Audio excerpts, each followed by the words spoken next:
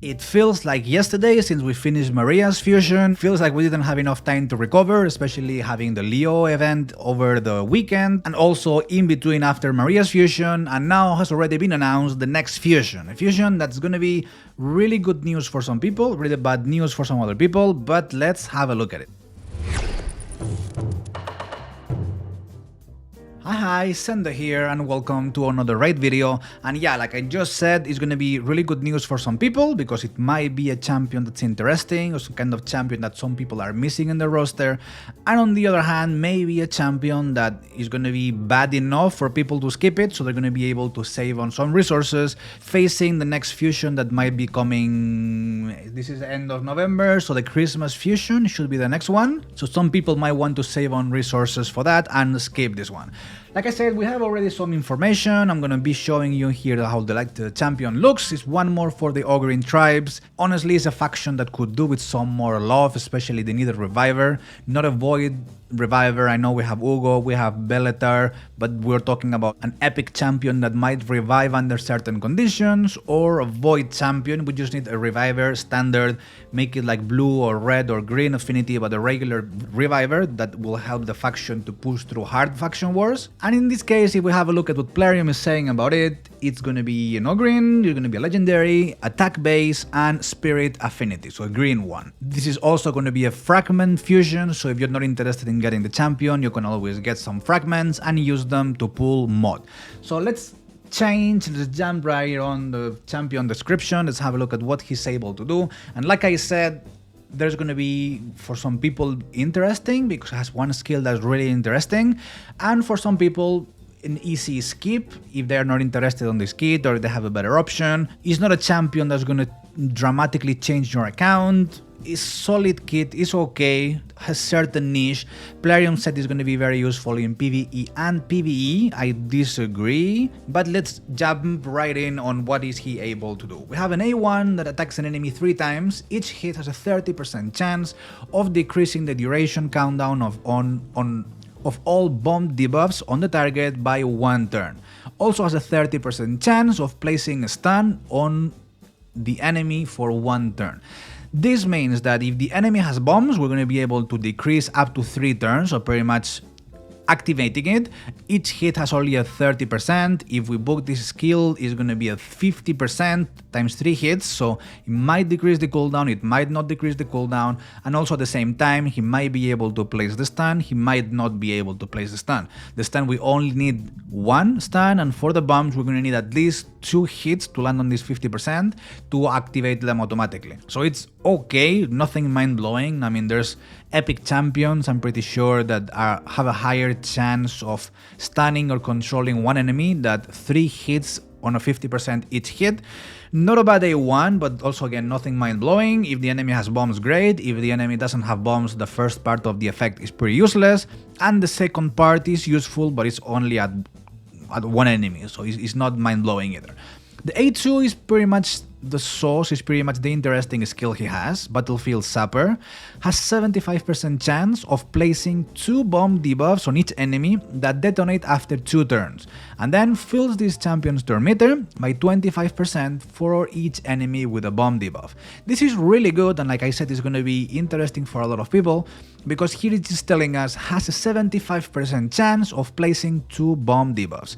This means that this skill doesn't hit, and if we don't hit, we can do a weak hit, and if we don't do a weak hit, means we're always going to be placing the bombs on the enemies.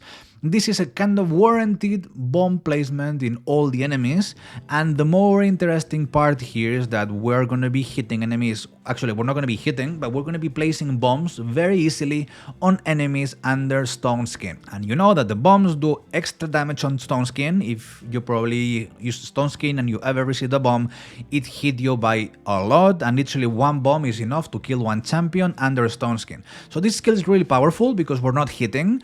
Every other champion in the game that is able to place bombs, I mean, sorry, you're gonna see it in Spanish, but basically I just wanna show you what champion I'm talking about. We have on one hand Nishak is a champion that I use for the bombs. This guy here, the Rat King, which is the Red Affinity's Force Affinity champion.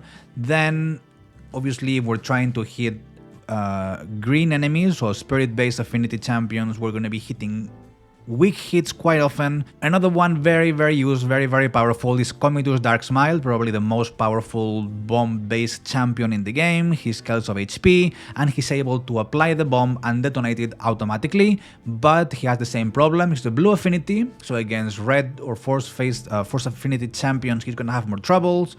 We have Lord Shazar, also not the most used, but another option. In this case, he's green affinity, so he's gonna have problems placing bombs on blue affinity champion, and we don't have any void champion that is able to apply bombs. So there's not like a supreme bomb master who's going to be able to apply bombs on everyone, and never anyone is going to be able to prevent it or to get a weak hit. So in this case, he's the only one who kind of accurately will allow us to place bomb on the enemies despite of their rarity, which is really interesting. And also fills the champion's turn meter 25% for each enemy with a bomb. If we're able to place at least one bomb on each enemy, we're going to be able to get 25% times 4, a total of 100% extra turn meter, which technically, unless some other champion is already much faster than us for some reason and is right about to have turn, he's gonna have an extra turn. Again, it's not as powerful as Nishak, because Nishak places bombs on A3 and automatically, despite of the amount of bombs, we get an extra turn. And that extra turn is going to be the skill that's going to reduce the cooldown of all bombs. He doesn't do that, his works similar. I mean, Nishak does A3, places bombs, gets extra turn warranted, and then goes A2 and detonates or activates the bombs, or reduces one turn the bombs, which means like as soon as the enemy gets a turn, they're going to just blow up and explode the bombs. He's going to be able to place the bombs, maybe get an extra turn, maybe not, but on the A3 will attack all the enemies, and this is a hit, this is attack, which means this second part, or this A3, can be a weak hit. And if it's a weak hit, it's not gonna decrease the detonation countdown of the bombs for one turn. It's a very similar synergy, but I still think Nishak is much better because the extra turn is warranted, and also has a 75% chance of placing block active skills for 2 turns, which is also going to be very useful. Like I said, this is probably the PvE part of his kit that's going to be most useful for many people. Pretty decent to control waves, because block active skills means the enemies are just going to hit us with A1s, which are normally not very dangerous.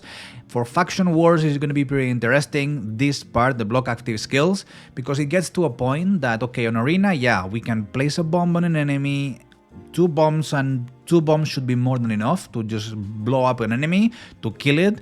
But on PvE is different, especially the more endgame your account is, the enemies are gonna have more and more HP. They're gonna have 500k, 1 million HP, they're gonna have way too much. And a bomb, as much damage it can do normally, is like 50, 60, 70,000 damage. If it's against stone skin, 150, 200,000 damage. Normally, on PvE, bosses are not, I mean, it's not normally the way to kill bosses. We have a specific boss, of course, we have Bommel in the Doom Tower, but again, the Doom Tower is not the most hard and challenging content of the game, especially for endgame accounts. And even so, for that kind of boss, we have Nishak, which bombs do deal extra damage on bosses, 200% if I'm not wrong, and also on top of that, we leave 2 poisons after each detonation. So in that sense, Nishak is way more powerful for PvE. For PvP, the synergy of putting the bombs and then decreasing the duration, which means activating them pretty much, Nishak has it also better. And in this case, Kroz Wallbreaker, which is the name of the guy, is not gonna be, I think, as dangerous. However, like I said before, his bombs, the way he places bombs, not on a hit, is going to be the best one, because he's not going to be able to weak hit on anyone because he's not hitting them, he's just applying bombs. So that's, like I said, interesting. If you're missing someone to place bombs on arena, you want someone to place bombs on arena, able to fight any champion and able to put a lot of bombs on a stone skin, that's going to be the main use case scenario, I think. As passive, we have a bomb breacher, fills all allies turns meter by 5% each time its bomb debuff detonates, which depends, like if we put 2 bombs on 4 enemies, let's say arena, and the enemy manages to survive, we're only gonna get like a 40% turn meter increase on the allies, which is okay, but it's not mind-blowing. You're not getting extra turns in all the allies.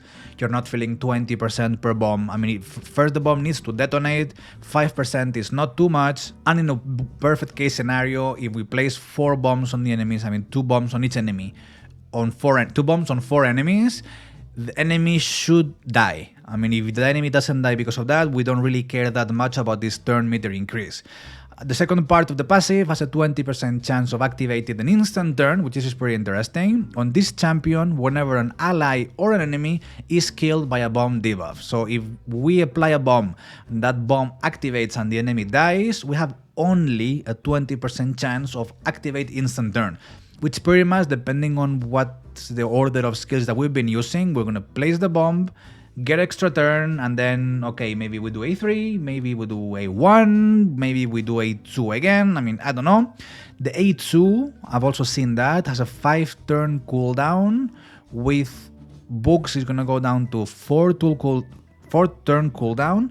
And the A3 has a 4 turn cooldown, with books down to 3 turn cooldown. So it's a bit weird. I feel like the A2 should be the A3, and then, yeah, the A3 should be the A2, pretty much. One places a bomb, one decreases, one longer duration, the other one less. Not sure why they really done it like that, but that's how it is. I mean, it's a bomb-based champion, attack-based. I'm expecting around 1,500, 1,600 of base attack is more or less what everyone has. It would be very interesting if you would have like a crazy amount of attack, like, I don't know, 1,800 or 1,900, something really, really crazy, to make sure that, okay, if this guy places a bomb, this bomb is going to smack whoever gets activated on. So I don't think so. I doubt it. It will be an interesting interaction, but that's what it is. I mean, that's what the champion looks like. That's what the champion does. We also have an aura of 30% ally attack on all battles. I don't see this aura being used very much, but like I said, bombs in hard faction wars, the enemies have way too much HP. The second condition of block active skills is nice, but is enough to ditch someone else to bring this guy. I mean, that faction, what needs is a reviver. Is not really more bomb guys, or at least not one more bomb guy. We need to be doing something different, something special. That's what I think Nishak does really well, because his bombs are very special. Let me know what you think about this fusion down there in the comments. That's all from me today. Over here, I'll leave you a recommended video, and I'll see you on the next one. Bye bye.